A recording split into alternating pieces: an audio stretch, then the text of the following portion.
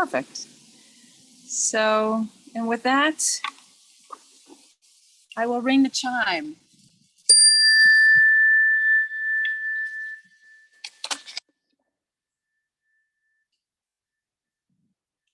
Good morning. My name is Sarah Quigg, and I will be your worship partner this morning. And I would like to welcome you all to Westminster. Our chalice lighting marks the beginning of our worship service. I will light mine and share our reading. Then, if you are online, I invite you to light yours if you have one.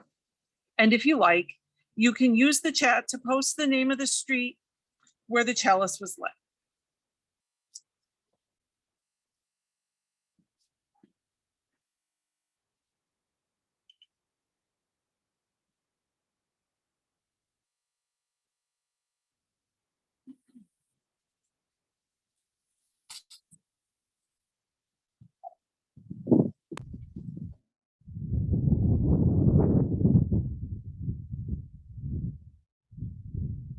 The light of life shines through the eyes of each and every person. The light of truth shines through each life. May the light of this chalice remind us that our search for truth and light is ongoing, and it is enhanced and nurtured by every person we meet. May we honor the light in each other. And those online, hopefully you're warm as well. So my name is Ellen Quaadgras. I am the minister here. And today we continue our exploration of our theme of cultivating relationship through the idea of quilting. This all ages service has a little bit of a hands-on component for all of us to participate if you choose. And we'll have ways for our online folks to participate as well. Let us deepen into our cultivating relationship theme with these words by Reverend Marta Valentin. Step into the center. Come in from the margins. Don't look back or around. Don't look out or away. Life is here. Between you and me, between you and you. In this space and in this space where I end and you begin, hope lives. In this precious gathering, no words need be whispered to tell us we are all one.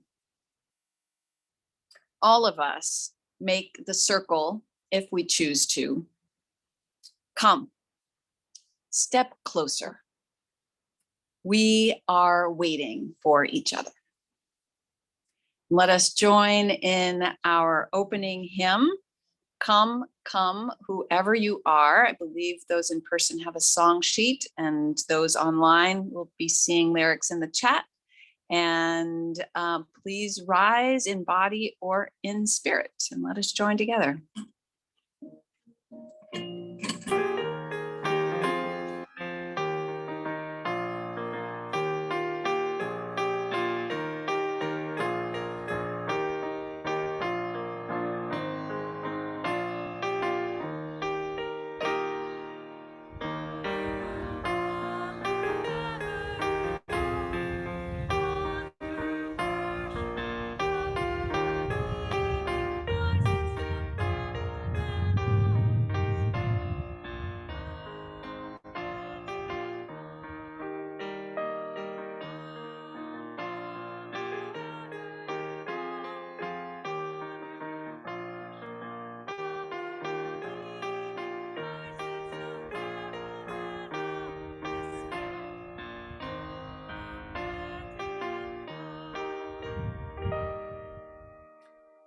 Please remain standing as we say together our unison affirmation found in your order of service or in the chat.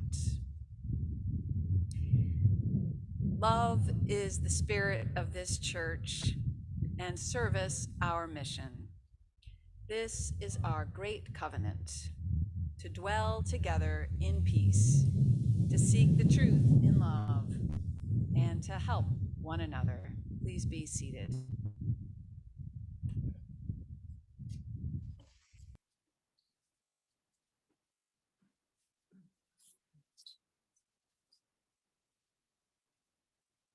Hold on one moment. Get this working too.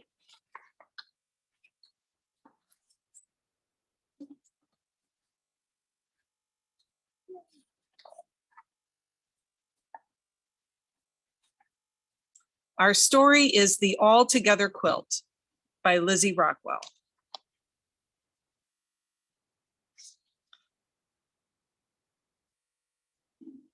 Jennifer and her friends meet on Fridays at the community center.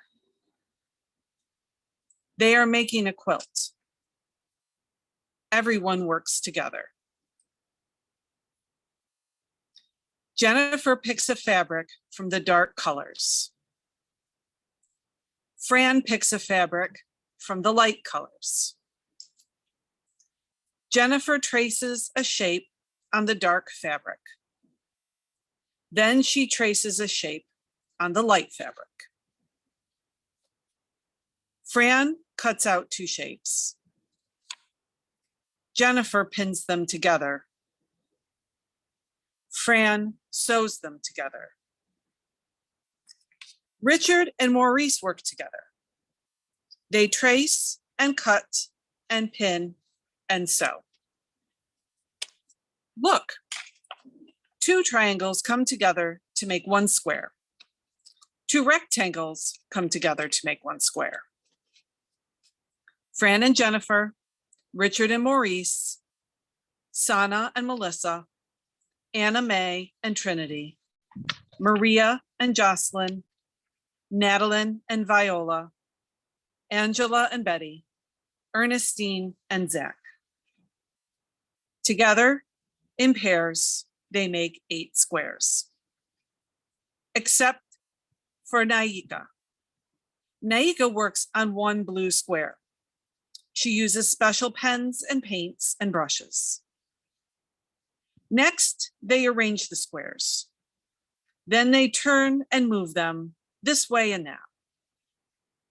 There are so many combinations. The last one they try is their favorite. The rotary blade rolls and cuts fabric along the ruler's edge. Heavy plastic ruler for measuring and cutting. A rubber mat protects the table. This quilt will have a border around 4 sides. Jocelyn measures and Anna Mae cuts for white rectangles. The pieces look plain, but not for long. Anna helps Jennifer cover the palm of her hand with paint. Jennifer presses her hand into the fabric. Friends are invited to make handprints too. Now all of the pieces are ready. Label shows where each piece goes where. They pin and sew and iron all the pieces together. Soon, the patchwork is complete. Now it is time to layer the quilt.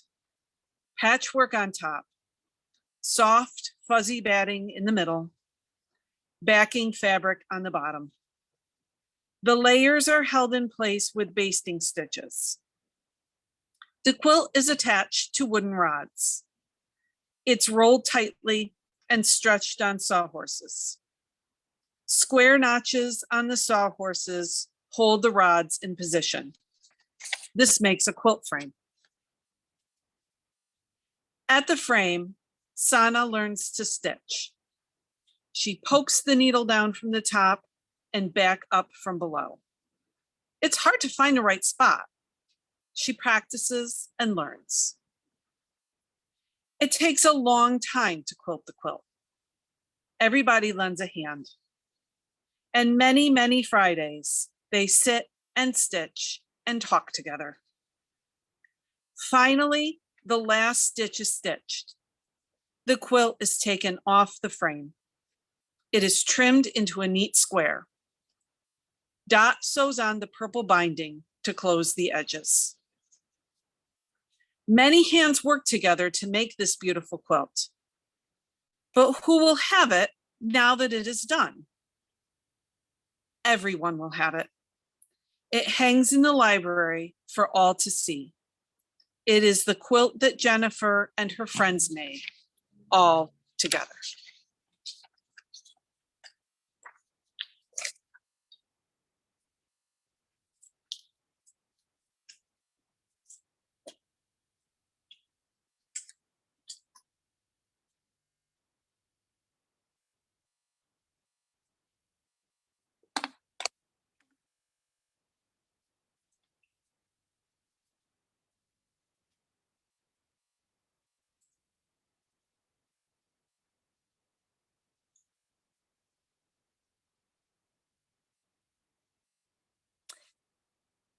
When people were in lockdown during quarantine, there were groups making quilts all over the world, really, to acknowledge what was happening and connect people even while they were apart. And in the original video I saw for this story, which was also made during COVID quarantine time, the librarian invited all local people who saw the video to come and bring a paper square to the library so that they could make a quilt together, a paper quilt. And just like they did today, we are going to make a paper quilt. Those of you who are here in person have little Post-it notes in your order of service. I'd like to invite you to take them out and carefully pull them apart so that you can stick the sticky side somewhere on your order of service so you can write on it. You can prepare to write or draw on it. Keep the other triangle as well. We'll use that later. And those of you who are online, please have your chat function at the ready. And here in person, Sarah's handing out some triangles for people who didn't have them in their order of service. In our water communion service at the beginning of September, we created a word cloud together, expressing some things that were hard over the last 18, 19 months, or what we learned, or what supported us when we needed support. But when something this big impacts our lives, it's often good to have more than one chance to share about it. So today we are going to build on that foundation and ask you to write a short story, a very short story. Say 6 words or whatever you can fit on that triangle, or whatever you can fit in the chat. Or maybe if you want, if you're in person, you could do a drawing instead. Something about your experience during the pandemic, something from your heart that touches you or touched you. We're going to give you some time to think and write as Nonetta plays some music in a moment. And also Sarah and I will write down what we see in the chat, and then ushers will come and circulate to collect them, and they will bring them to Beth, who is behind you and has the beginnings of the outline of our paper quilts all ready. She'll begin the process of assembling the triangles into our own commemorative quilts. And with that, we will begin.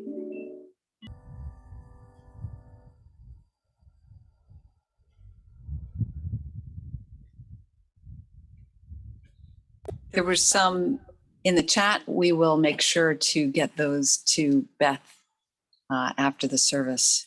We didn't get to them all.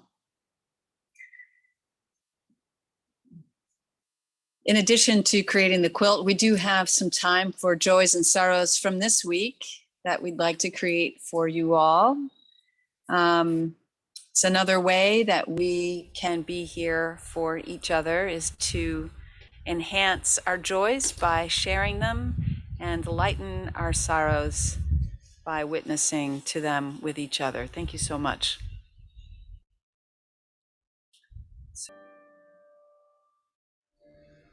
Let us gather our hearts and minds in a spirit of prayer or meditation. Holding all of these many joys in our hearts of dear friends and celebrations and surgeries that have gone well, and holding with compassion all that is hard, painful losses, and changes in life circumstances, and all the unspoken joys and sorrows that are here among us. Let us know in this moment that you are loved, you are safe, you are whole, you are welcomed. Know that you belong here in your body, here on this earth, here among us. Know that you belong in this gathering filled with harmony and hope, where we claim freedom, where we choose for love, where we practice courage, offer generosity, where we find a home for ourselves and create a home for others. Let us know that we are part of an ever upward spiral of belonging and connection and community. Amen. Let us join for our song and response, Spirit of Life. You may remain seated for this hymn.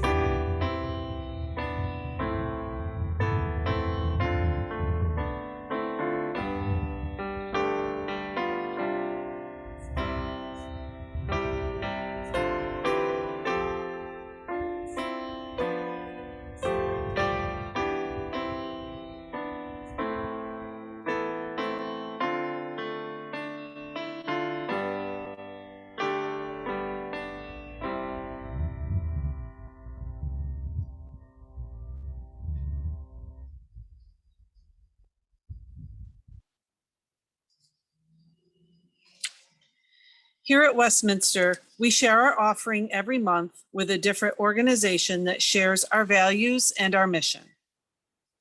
This month, we share half our undesignated offering with our very own sharing locker.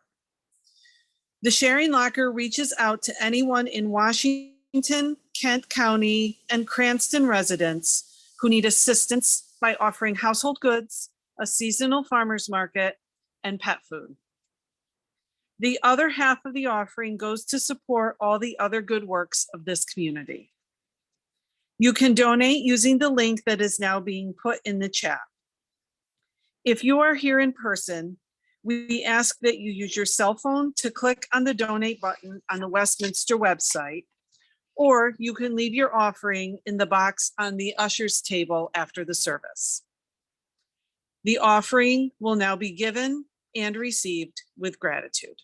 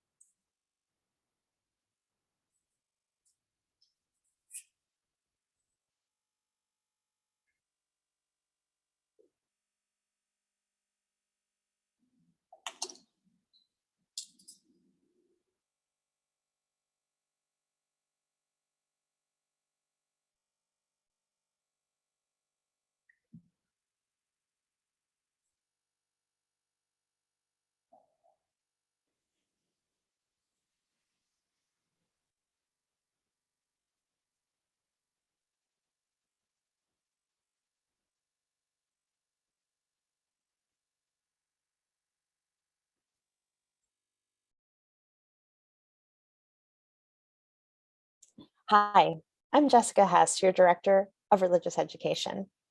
As some of you may know, I was there to visit you live in person this past weekend, and what a wonderful visit it was. Thank you for your warm welcome and hospitality.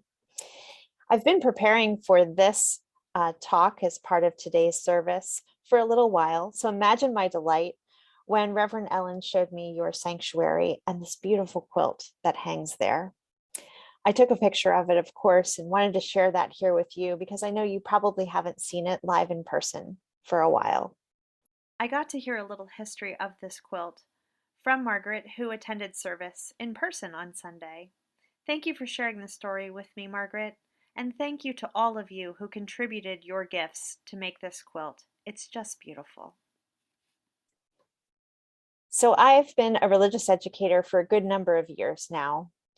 It is my 7th year in this work, and I've had a lot of really interesting jobs in my life. I'm just going to tell you about the one today.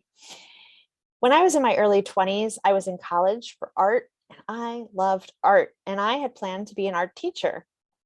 I loved all the things about it, but when I found crafts specifically and was able to put my hands in clay or sat down to a weaving loom to work on a woven cloth, that's where I knew I really belonged. So I have a Bachelor of Fine Arts and Crafts with a fibers concentration, super specific. During this time, I was also dating someone whose parents owned a quilting pattern business called Critter Pattern Works. So it made sense for me to go to work with them. And so I did for a while. This is me back then as a 21-year-old, and I designed that cat you see there on my sweatshirt. My love of quilting really started much earlier, and I'll get to that in a moment. I designed lots of different patterns, all animal related, because that was the theme of their company. It was a lot of fun, and it was something different. But I didn't know how to quilt before I started this job. I didn't know about the rules. I didn't know if there were rules. I did just what felt right to do. So there was a time in the beginning where I designed this pattern with butterflies. It was a lot of fun to look for the pictures and designs of all different shapes and sizes of butterfly. But when it came time to quilt that sandwich together, I just started free quilting. That's just where you move however you need to move. And I went all different kinds of directions and did loop-de-loos and swirls. And I just thought that's the way a butterfly would fly. So that's how I quilted it. Deborah, the owner of the company and my quilting mentor, came over to me and said, "What are you doing?" I said, "What do you mean?"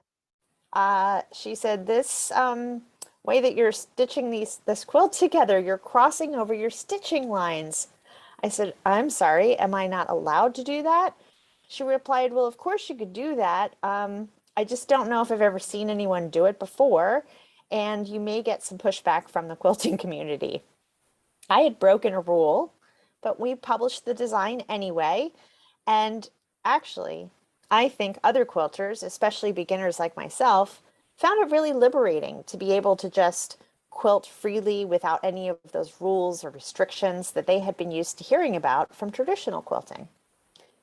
So here are some examples of other designs that I made with seashells and other critters. It was a lot of fun, and it was a great job. And it taught me a lot, not just about quilting, but how it was okay to do things my own way. So in the beginning of this story, I told you I would tell you about my love of quilting. When I was small, I lived across the street from the Red Church, and we called it the Red Church because it was red brick, and it was the church that everyone in my community went to. It was a union church, so 2 different denominations in one building.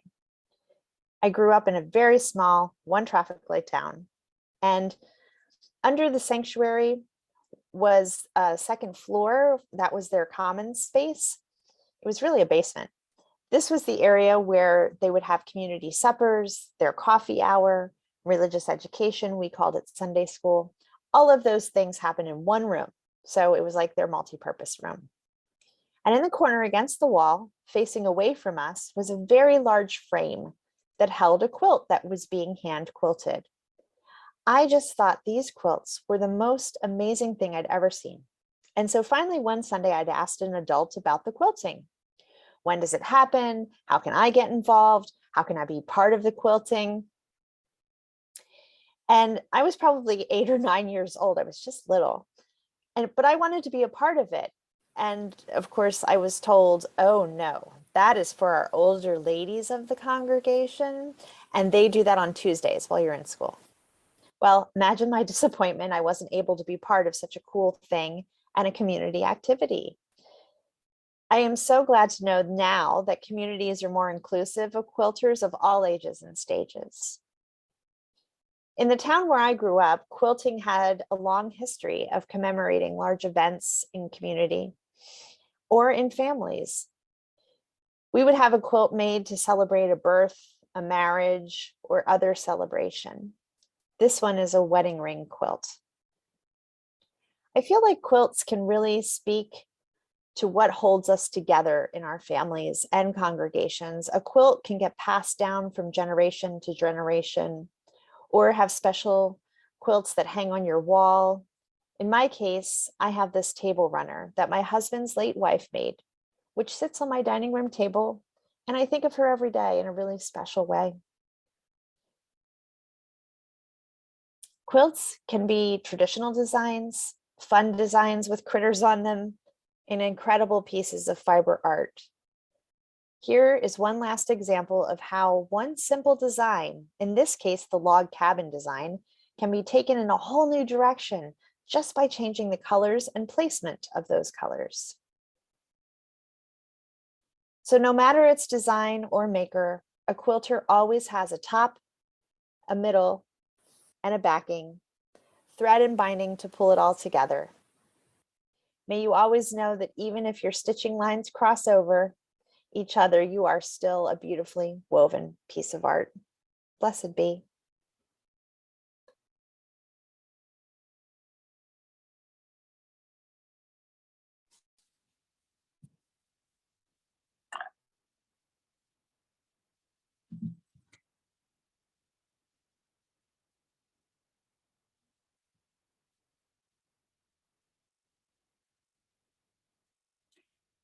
For the second part of our quilting project, we're going to give you an opportunity to affirm each other's beauty and resilience, however any of us happens to be woven, affirm the piece of art that we all are.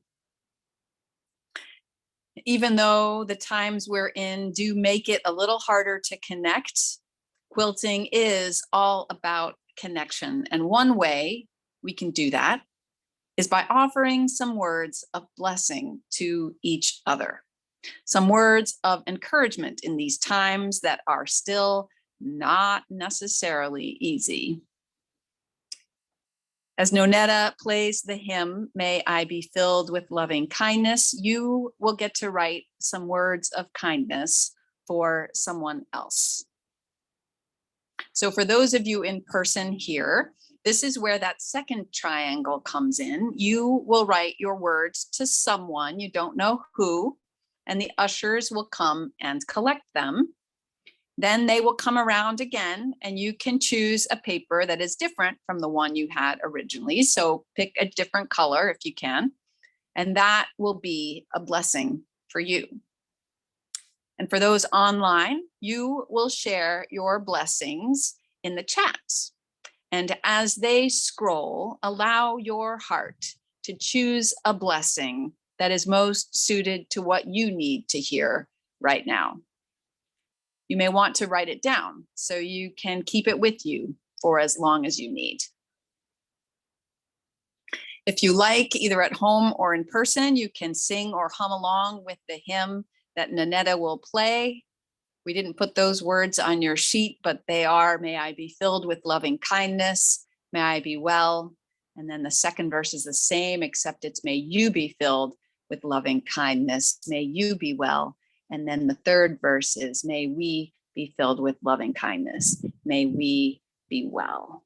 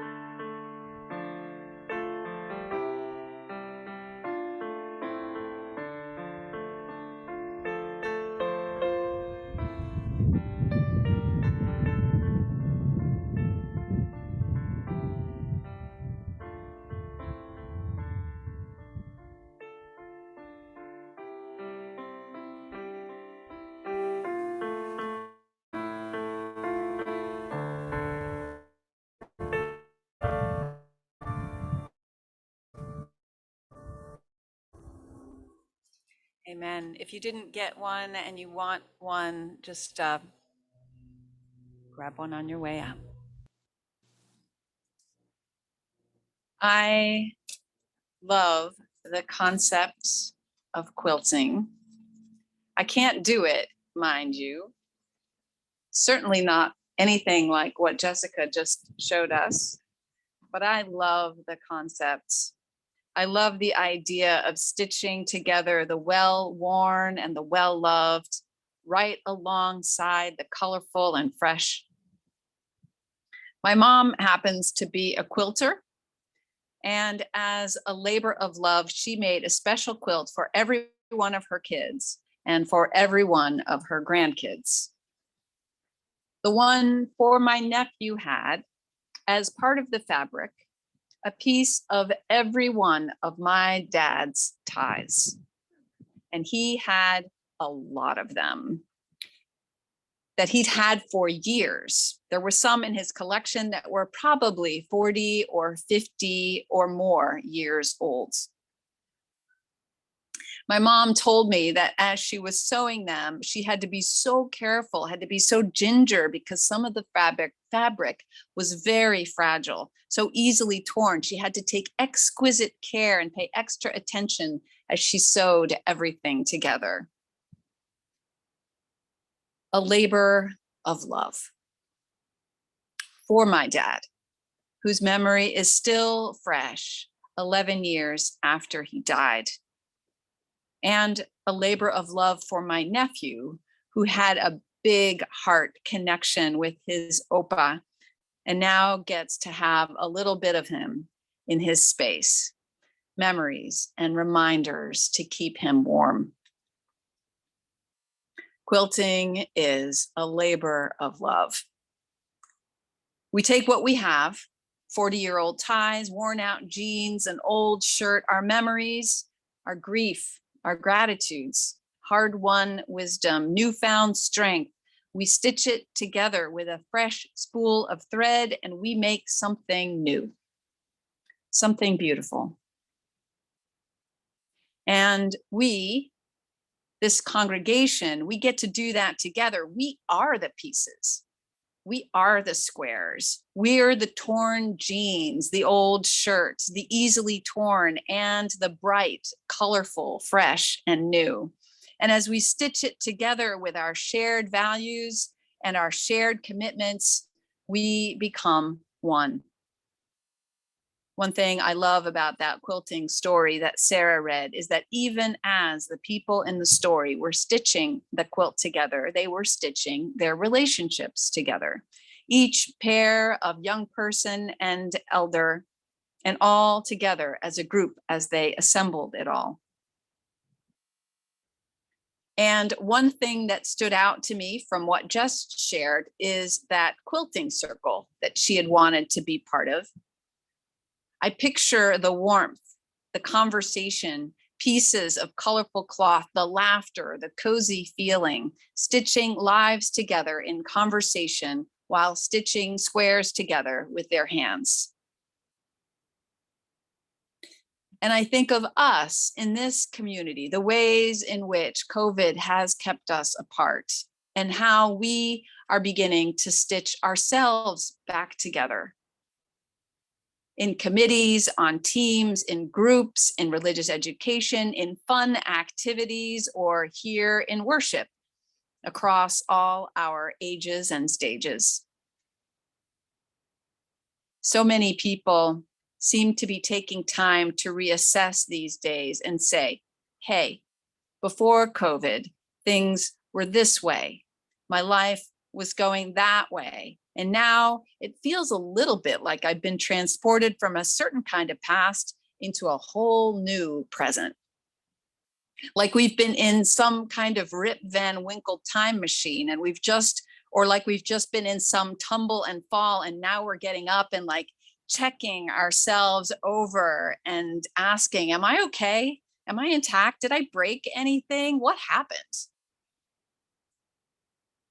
It can take some time to figure that out and some talking too, just talking to each other about what happened. And what now? I love that something magical can happen when you put squares together in a quilt. Put the old and the worn and the tender and the fragile and the fresh and the bold together and create something new. And I love that something magical can happen when we share our stories with each other. What we learned, what we lost, what we feared, what we still fear, where we've been, and where we're going. Sharing with each other, learning from each other, making sense together, putting the pieces together and deciding for ourselves what it all means. Sometimes it's not even in the conversation, it's just in being together, doing things together, spending time with one another, that something can shift inside. And maybe that's why when the board and I were talking about this coming year and the tender places so many of us find ourselves, maybe that's why the idea of creating a quilt kept coming to the fore. Something warm, something comforting, something to help us process, something we do together, something that helps us come together in the making. So we got a little start today, a little taste of quilt making with little paper squares, a little chat box and our own human hearts. And there's the developing quilts right there behind you. Thank you, Beth, so much for assembling that for us. We'll leave a few triangles blank too, in case you think of another story or some words or ideas or feelings that you want to express. And we get to continue to do that, to quilt our congregations together in all the ways that we do, in all the ways that we meet, in all the different ways we feel, and different stories we can tell each other in all our different spaces. And in that way, we learn, we grow, we heal, and we together create something beautiful and new. And I invite you to join together for our closing hymn. And I invite you to stand and move around, especially if you're here in person, because it's cold out here. Come and go with me. And the words are on your song sheet and in the chat.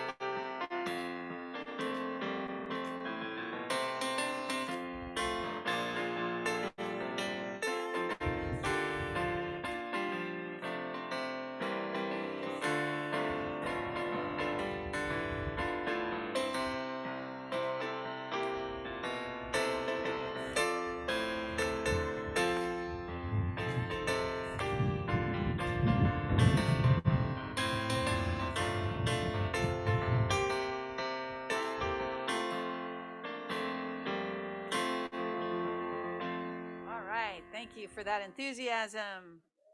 And for all of you who are too frozen to move, I understand. I understand. With whatever stories we may carry in all the different beautiful ways we are each woven, in the many ways we may be feeling, bold and fresh or tender and fragile, we come together to listen and hear and affirm and to care and create something new and beautiful here with one another.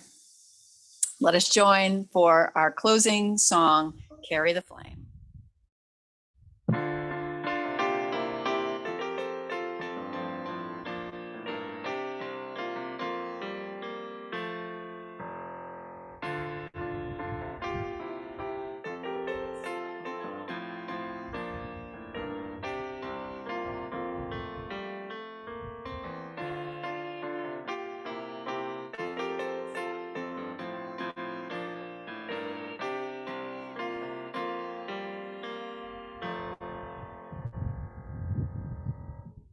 Amen. Go in peace. I think we have some snacks. We'll have some snacks and water out in a